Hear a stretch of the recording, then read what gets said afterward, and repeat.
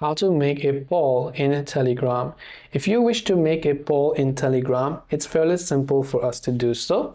All we have to do is go ahead and then first of all, make sure to launch the Telegram application. Once you launch the Telegram app, you can only create a poll for the channel that you basically own, right? Now you can also add a poll in the chat for other people groups as well. But in this case, I'll just add it in a channel or in a group. Once you're here in the chat, you can see the pin like icon.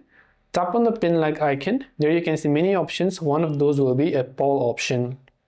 So tap the poll option. Now we can simply choose to ask a question that we want in the first tab. Then we can type in our answers. So here we can just go ahead and type one answer, two answer, or the third answers. And after we've done all those, we can allow multiple answers or quiz mode, whatever else it is.